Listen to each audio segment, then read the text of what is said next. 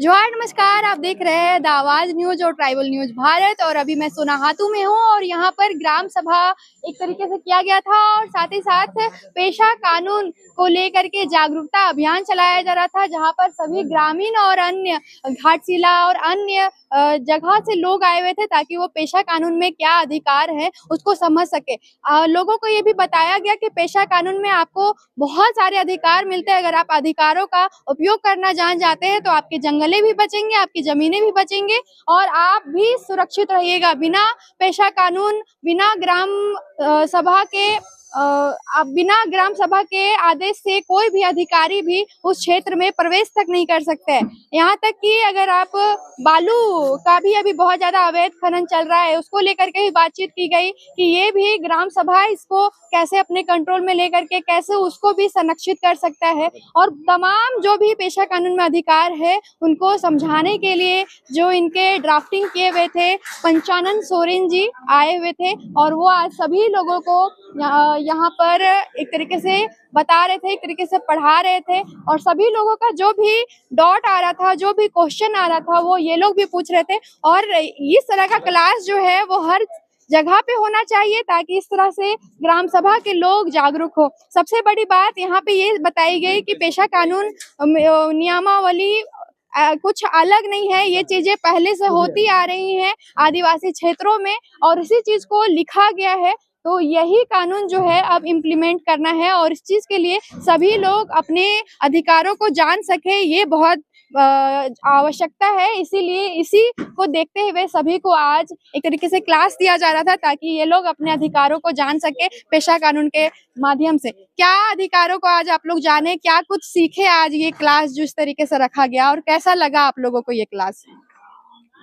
आज हम लोग पेशा नियमावली 2025 के तहत हम लोग जितना भी अध्याय है बारीकी से हम लोग का प्रशिक्षक माननीय पंचानन सोरेन जी के द्वारा दिया गया, जिसमें से हम लोग यहाँ के सोनाहातू प्रखंड के सभी ग्राम प्रधान, मुखिया एवं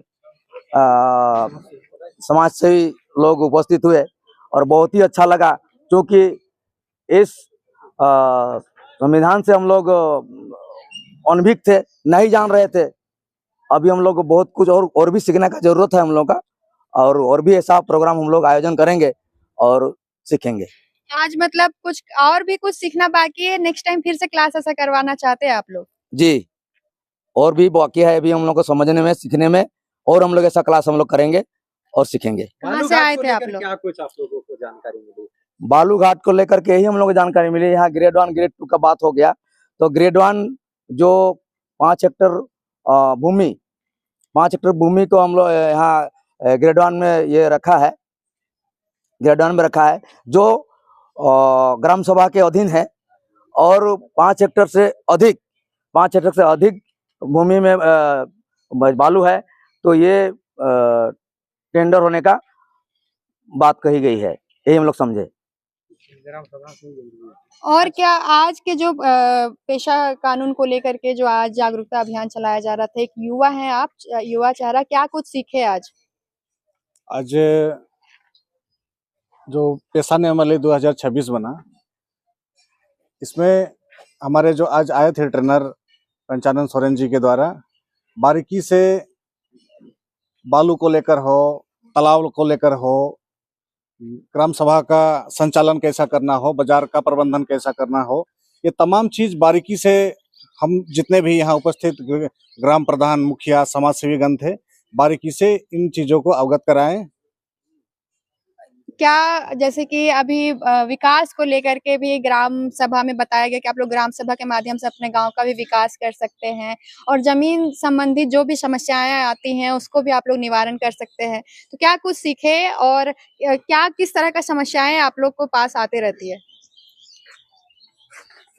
ऐसे अभी हर ग्राम सभा में जमीन विवाद काफी जोरों शोरों से उलझा हुआ है, तो इसमें हम सभी ग्राम सभा के लोगों को, ग्रामीणों को कोर्ट का दरवाजा जाना पड़ता है, जानकारी के अभाव के कारण से इसमें दोनों पक्ष, ग्राम सभा के पक्ष और विपक्ष दोनों को इसमें मोटा रकम भी ऐंठा जाता है वकीलों द्वारा, और परेशानी भी हो जाती है। आर्थिक रूप से भी तंगी होती है, मानसिक रूप से भी माने तंगी हो जाती है। लेकिन इसमें इस पेशा कानून ने हमें यह अधिकार दिया है कि जो कोई भी ग्रामीणों का जमीन विवाद है उसको हम ग्राम सभा के माध्यम से ही निपटारा कर सकते हैं, ताकि हमारा ग्राम सभा के जो लोग हैं इसमें आर्थिक रूप से जो लूट हो रही है ग्रामीणों के ऊपर, ये चीज नहीं होगी। जो उचित है ग्राम सभा में उसको तय करके जो उचित जिसका हक बनता है उसको दिलाया जा सके। ग्राम सभा समिति का भी बारे में बात किया गया कि कितनी सारी समिति बनाना है और कैसे इसको आगे से संचालन करना है, साथ ही साथ अपने क्षेत्र का भी एक सीमांकन करना है। क्या कुछ करने वाले हैं, क्योंकि बहुत सारी चीजें आपने सीखा, क्या इस चीज को अभी आप आगे जाकर के गांव में बताएंगे, लोगों को जागरूकता आप लोग भी करेंगे? ठीक है, ग्राम सभा सीमांकन के लिए किया जाएगा और इसमें जो है अच्छी तरह से पंचानन सर से बताए कि ग्राम सभा कैसे बनाना है, उनकी क्रम क्या है। 18 साल से ऊपर पुरुष महिला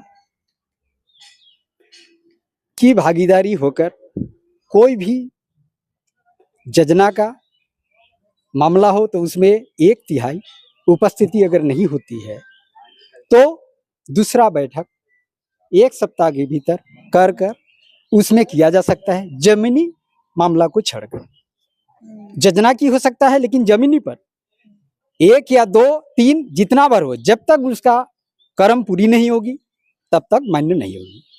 मतलब इनका कहने का ये मतलब था कि जब भी ग्राम सभा की बैठक हो और खासकर जमीन से जुड़े मुद्दों को लेकर के बैठक होगी तो उसमें 34 जो सदस्य होंगे उसमें 1/3 सदस्य महिला होना आवश्यक है।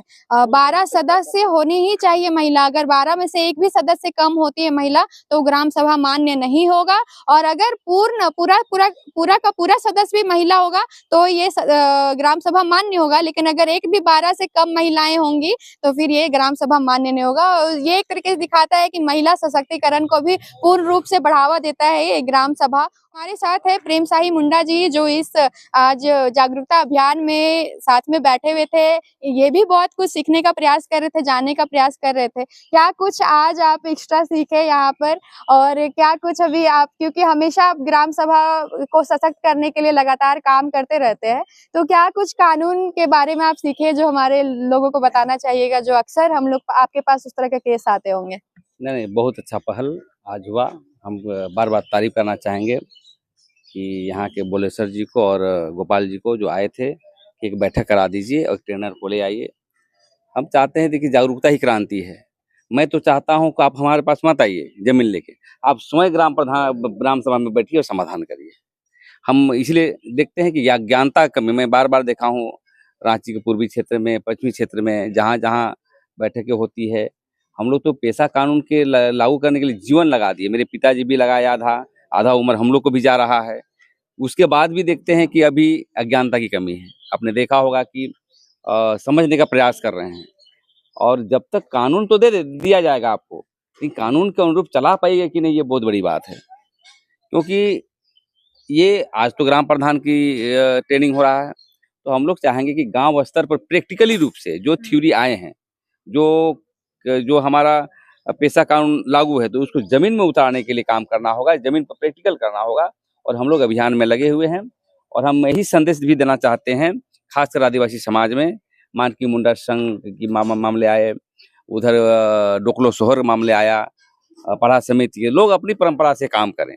देखिए यहाँ 2 बातें आ रही है, बहुत बड़ी चीज है कि बातें आई कि ग्राम प्रधान कौन बनेगा, मतलब कौन रूढ़िवादी परंपरा के बाद बनेगा कि हिंदू मुस्लिम सिख ईसाई बनेगा। अब यहाँ के लोग तो हिंदू मानते हैं, तो हमको लगता है ग्राम प्रधान अवैध हो जाएगा फिर है? ये बहुत बिंदु को ये समझना होगा कि डीलिस्टिंग तो आप यही कर देंगे, आप जो ग्राम सभा में ही डीलिस्टिंग हो जाएगा आपका कि कौन मानते हो कि नहीं मानते हो। तो जब संविधान सम्मत में आ रहा है तो ये बहुत बड़ा टसल है, संघर्ष है, अपने आप को देखें विद्वेष होने शुरू हो जाएगा। तो हम ये चाहते हैं कि ये बात सही है कि क्रांतिकारी कदम है जो नियमावली बनाया गया है, एकदम बहुत अच्छा बनाया गया है, और ये जमीन पर उतारना अति आवश्यक है। और परंपरा के रूप में जो दिया गया है, सीमांकन वाला मामले आए, बहुत सारा मामले आए, ये ऐसे ट्रेनिंग तो मैं बार बार सुनूंगा, मैं स्वयं सीखूंगा और सीखना ही क्रांति है। और हम समझते हैं जब तक सीखेगा नहीं तब तक आप कभी भी क्रांति की परिकल्पना नहीं कर सकते हैं। और हम कहेंगे आयोजक मंडलों को कि अब ग्राम में बुलाइए और जो बोली गई है आज, जो सिखाया गया है, उसका 10% भी यदि हम इम्प्लीमेंट करेंगे तो हम समझते हैं कि क्षेत्र में क्रांति होगी। और पेशा कानून का जो सपना था कि ग्राम का न लोकसभा न विधानसभा, सबसे बड़ा ग्राम सभा, तो उसके जो उद्देश्य था वो पूरा होगा। और आदिवासी समाज जो तड़प रहे थे आज तक, विकास के पैमाने पर आगे बढ़ेंगे। लेकिन कानून का एक्सरसाइज ग्राम सभा में करना होगा और सीखना है, सिखाना है और आदिवासी समाज को और देश को आगे बढ़ाना है। तो क्या इसको लेकर के आप भी आगे अब गांव तक इसको लेकर के जागरूकता अभियान आपके द्वारा भी चलाया जाएगा? बिल्कुल बिल्कुल, जब तक हम जागरूकता नहीं करेंगे समाज में कैसे आगे बढ़ेगा। और हम लोग तो प्रैक्टिकल शुरू कर दिए हैं। आज तो प्रमुख ग्राम सभाओं, ग्राम प्रधान बहुत सारे जानते नहीं हैं। हम लोगों ने देखा कि सामान्य ज्ञान भी नहीं है। मीडिया में बोल रहा हूँ कि बहुत तो खैर नहीं जानता है, तो सिखलाना है। और ग्राम पंचायत सीखेंगे तो हम समझते हैं कि क्रांति निश्चित होगा। विधायक इनके अंडर में रहेंगे, यहाँ के मुख्यमंत्री इसके अंडर में रहेंगे। यदि जानकारी नहीं मिलेगा तब तो बहुत मुश्किल है। और इसलिए इस अभियान को प्रैक्टिकली रूप में हम लोग गांव में जो है हम लोग काम करने का काम करेंगे। आज के इस पेशा कानून के जो अधिकार के बारे में जो जागरूकता अभियान चलाया जा रहा था, इसमें खास बात ये भी एक बयान आया था कि आज के समय में लोग धार्मिक मुद्दों पे बहुत ज्यादा लोग सुनना पसंद करते हैं, जानना पसंद करते हैं, लेकिन जब बात आती है कि आप अपने अधिकारों के बारे में जाने और सुने तो आप सुनना नहीं पसंद करते। लेकिन आप जब तक अपने अधिकारों को नहीं जानेंगे, अपने ज्ञान को नहीं बढ़ाएंगे, तब तक आपका ये जल जंगल जमीन नहीं बचेगा। सभी लोग नारा लगाते हैं कि जल जंगल जमीन बचाना है, लेकिन वो जल जंगल जमीन कैसे बचेगा उसके बारे में कोई बात नहीं करता। तो ये जल जंगल जमीन आप अपने अधिकारों को जानेंगे तो ही बचेगा। ये पेशा कानून में इतने अधिकार दिए गए हैं कि अगर आप चाह ले, पूरे गांव के लोग अगर एकजुट हो जाएं तो कुछ भी ऐसा चीज नहीं है जो आप बचा नहीं सकते, क्योंकि यहाँ पे सरकार भी आप ही है, नियम भी आपकी चलेगी, कानून भी आपके होंगे और बिना आपकी मर्जी का एक पत्ता भी नहीं हिल सकता है। बहुत ज्यादा आवश्यक है। और अगर आप ये सब चीज पे ध्यान देंगे तो शायद आपका ये धार्मिक मुद्दों से हटकर, क्योंकि अभी दादा ने बताया कि अगर आप सही तरीके से ग्राम सभा को ही संचालित करें और पेशा कानून के अधिकारों को ही समझ जाएं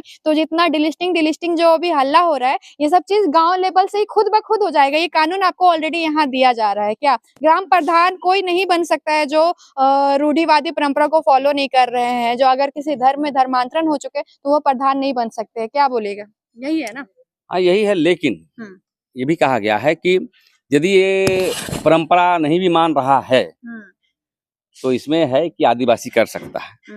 लेकिन इसका मूल जो थीम है, मूल जो उद्देश्य है, वो परंपरा को मानता है कि नहीं, मतलब सिंहबोंगा को मानता है कि नहीं, धर्मेश को मानता है कि नहीं। ज्यादातर हम देखते हैं कि क्षेत्र में तो दिखते हैं, लेकिन जब तक ग्राम प्रधान लोग को हम अपील करना चाहते हैं कि आप अपनी परंपरा को मानिए, क्योंकि आपका जाहिर थान है 1 किलोमीटर किनारे, सीमांकन करना होगा। इसके अनुसार आप सीमांकन कर नहीं रहे हैं, तो बहुत सारे उद्देश्य हैं। अभी हमको सिखलाना भी है लोगों को, इसलिए हर बात मीडिया पे हम नहीं बोलेंगे। लेकिन बात जो हम लोग भूल गए हैं, भटक गए हैं, तो रूढ़िवादी परंपरा को लेकर के आगे बढ़ने का हम काम करेंगे। तो अभी यहाँ पे बात आई है कि इसको लागू करना है और लागू करने के लिए आप लोग अपने अधिकारों को जाने और जो जो उसमें नियम दिए गए हैं, सीमांकन करना है, सदस्य का गठन करना है, ये सब काम जो है वो आप जानेंगे तो फिर करेंगे और फिर धीरे धीरे आप अपने अधिकारों का उपयोग करना सीख जाएंगे।